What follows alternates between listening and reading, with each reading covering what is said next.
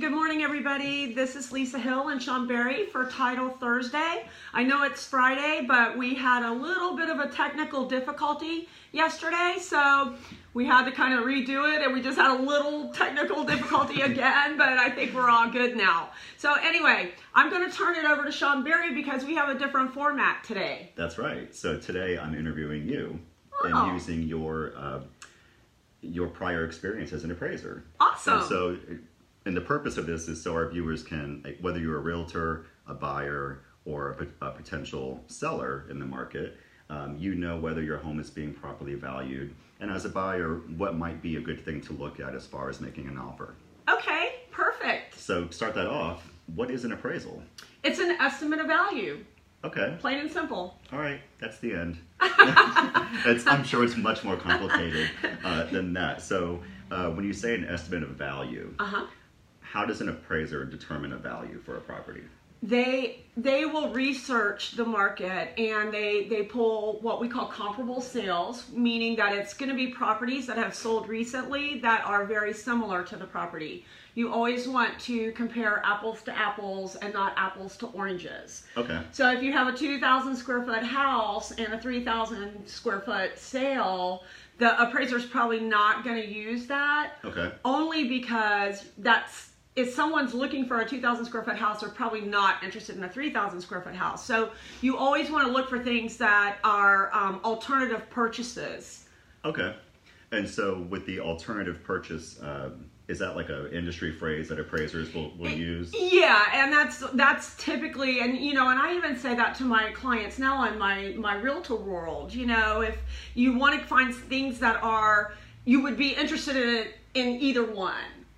Got you. Okay. Yeah. And so you mentioned comparable sales in the area. So let's say the home is right where we're sitting right now. Okay. How far out geographically would an appraiser look? Typically, underwriters would like for you to stay within a mile. Now, if it's a complex property or lakefront, acreage, something like that, then you have to go outside that mile. You would just have to explain in an addendum on the appraisal to the underwriter why you went out that far. Okay. And so you can go, we'll just say a mile. How far back time-wise can you look to see if a sale is comparable or not? Again, they like you to stay within 6 months. Okay. Now, with our market in today's world, it's been very good. So you have a lot of sales occurring. You can go 30 to 90 days and find perfect comparables, so you don't have to go back.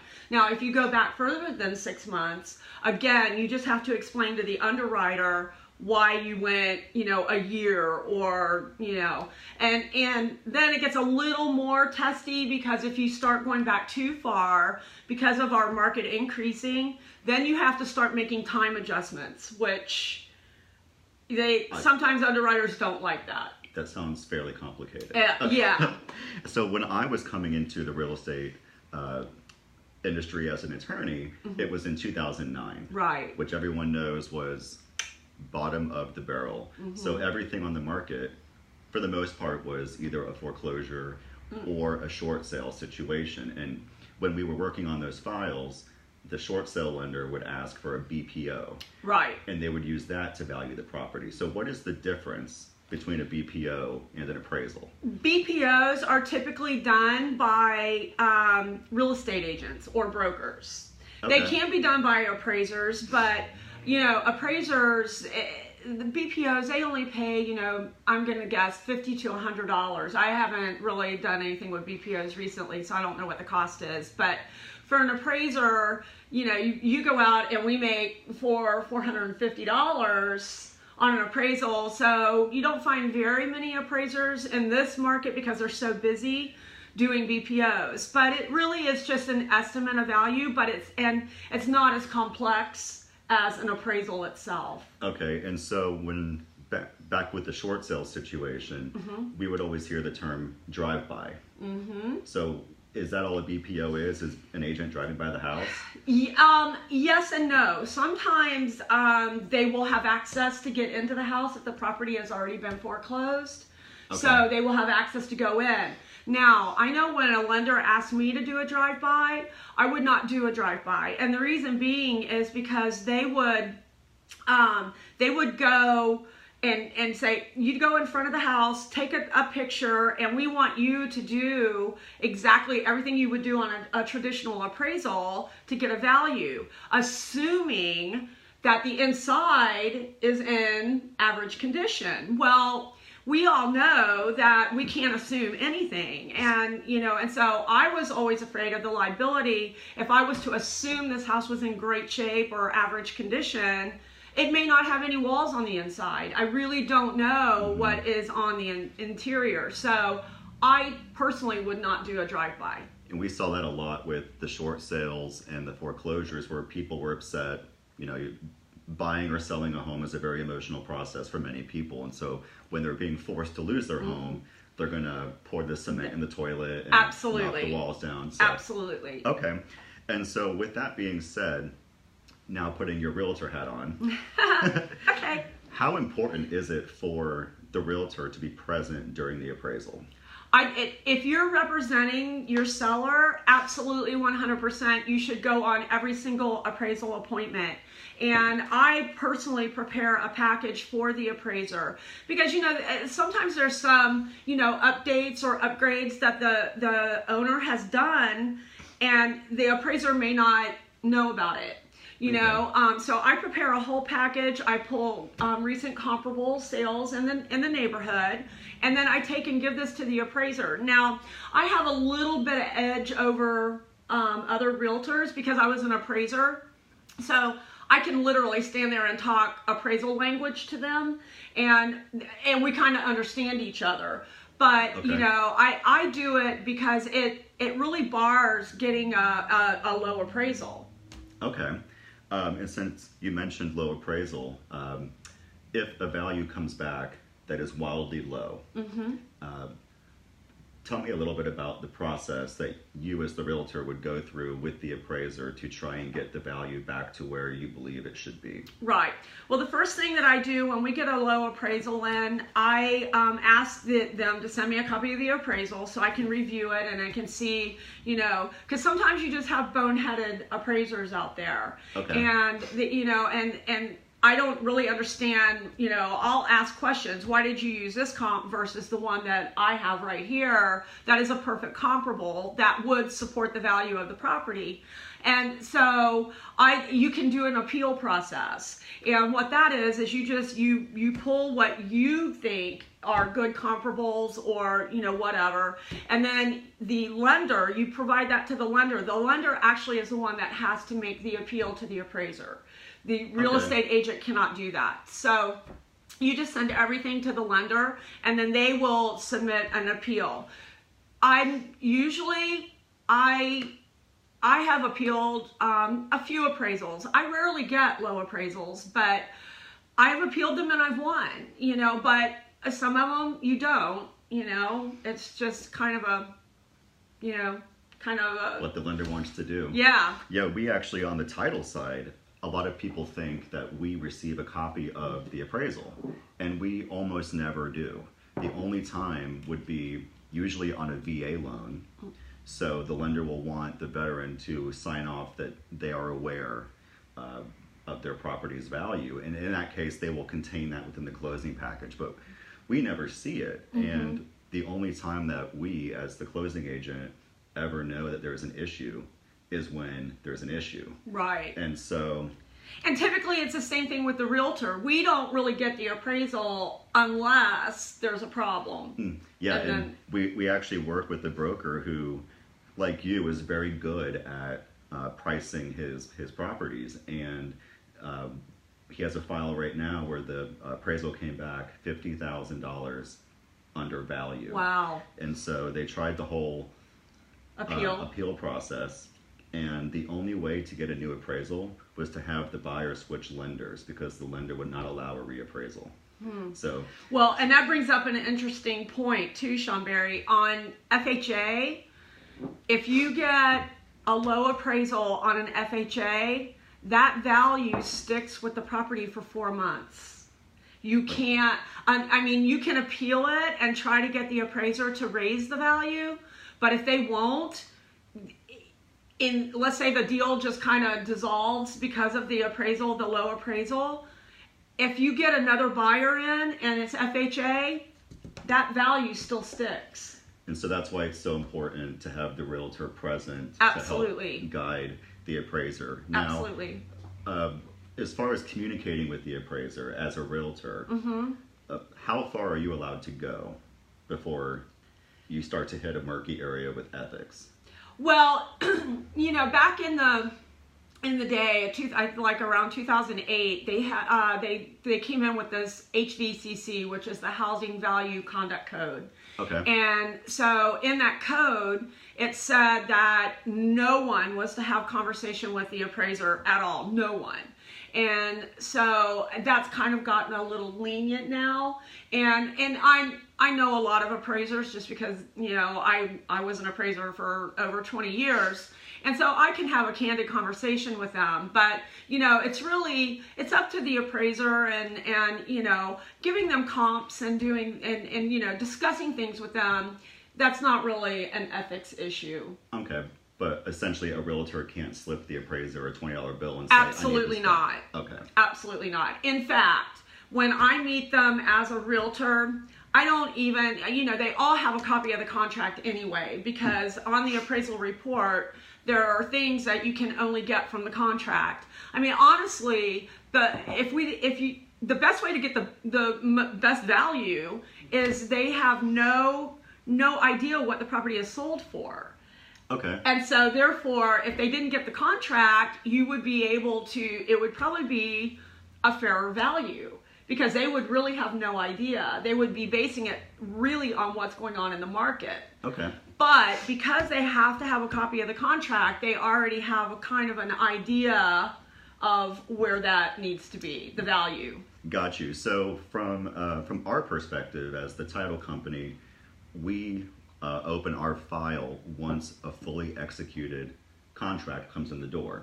So at what point in the process does the appraisal actually happen? Well, the first thing that happens, you get your offer accepted, then you have your building inspection.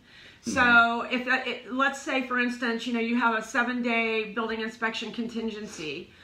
You want to get past that because if there's a problem with a building inspection, there's really no reason to spend the buyer's money on an appraisal. Sure. Okay. Because if you can't get past the issues on the building inspection, there's really no reason for it. Sure. So after the building inspection, I think most lenders will order it within, you know, a day or two after everything is secure with the building inspection. Okay. And so, you know, for instance, the one in Kissimmee that we've just got a contract on, we're in a building inspection contingency. However, the buyer has declined their right to get a building inspection. Oh, so now you just move right to appraisal. So now I'm meeting the appraiser on Monday.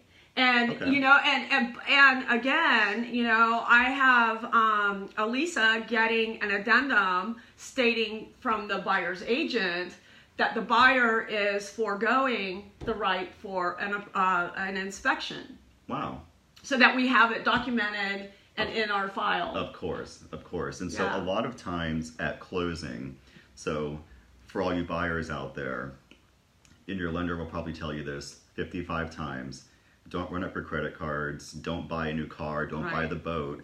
But as soon as you leave the closing table, you can buy whatever you want. Right. And so many times at closing, we'll have the buyer talking about, oh, I can't wait to put it in the pool, or I can't wait to put on the addition. Right. So from now putting back on your appraiser hat, she's wearing lots of hats today. Just off the top of your head, can you give me 3 areas where if investing in your property is going to give you the best return? Well, obviously, and just, you know, being a realtor, taking buyers into homes, the kitchen updates, bath updates, those are probably your top 2.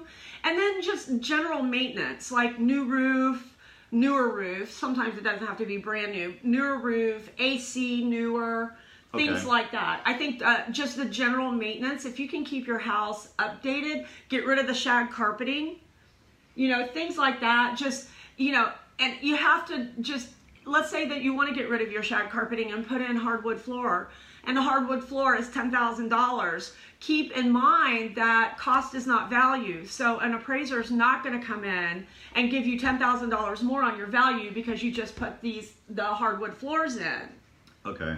So as an appraiser, so let's just using that $10,000 floor example, the way the appraiser is looking at it, would it be more from what would a reasonable buyer spend extra on this home with this upgrade? Absolutely. And you, as a seller, when it comes time for your appraisal and for you to do things to your house, just keep in mind, put yourself in the buyer's shoes. Okay. If you were the buyer on the property, would you pay $10,000 more because of the hardwood floors? Probably the answer would be Probably no. Not. So I always tell everybody, just kind of let's flip the coin, and you put yourself in the buyer's shoes. That's what, the value is probably not going to be $10,000. Okay, and so what about that pool? Okay. That everybody wants to add. Pools are the worst investment ever. You put a pool in because you want to use it and it's part of your lifestyle. You don't do it to increase the value of your home. Yeah, I had a perfect example is I did an appraisal up in Wingfield, which is in North Orlando, Longwood area. And this guy had put in this amazing pool. I mean, I felt like I was on an island when I walked out to this pool. It was the beach kind where it kind of just graduated down in. Okay. I mean, it had beach sand around. I mean, it looked just like you were in this. And he paid $125,000 for this pool. Oh. Well, that's an expensive pool. Wow. And again, keeping in mind, cost is not value. When I did the appraisal, and I can't remember, I think I gave him like $40,000 as value on the appraisal. He just went through the roof because he said, I just paid $125,000 for this. And, I mean, you can only adjust what the market will bear. And so you as a buyer, would you come in and pay $125,000 more for the house because of that pool? Probably not. Likely no. Right. So pools are, just keep in mind, pools are for your use. And, it may increase your value a little bit, but you're not going to get, $50,000 more because you have a pool. Okay.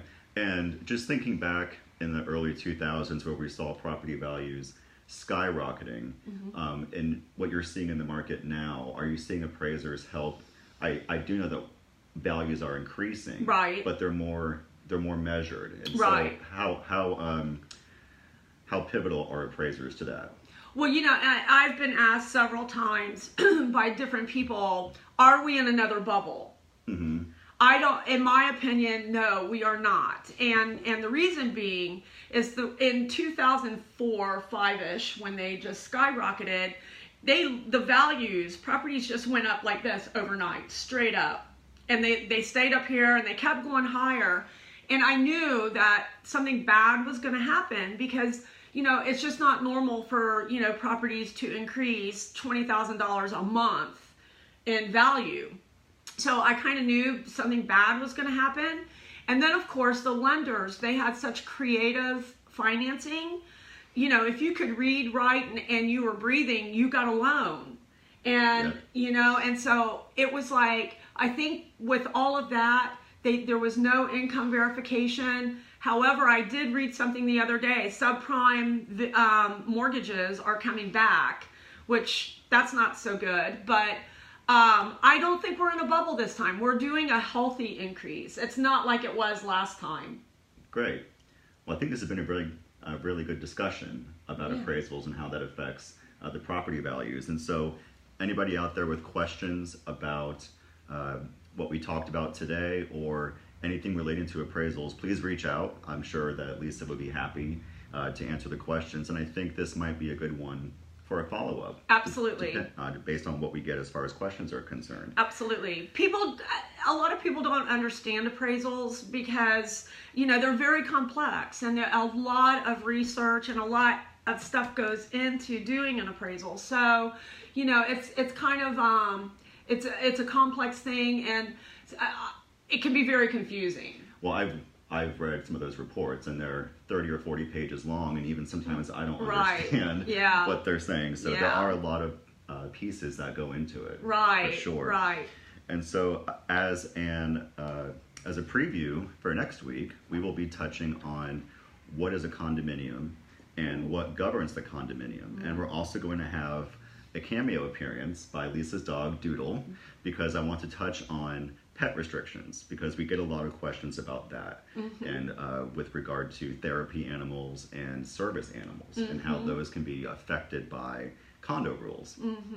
So if you have any questions ahead of time for that, let us know, and we'll work that into our discussion next week. And also, I think maybe the week after that, are we going to touch on FIRPTA? We are. So one of our viewers, Cassandra, asked about FIRPTA, and that stands for the Foreign Investment and Real Property Tax Act. And basically, what it affects foreign sellers.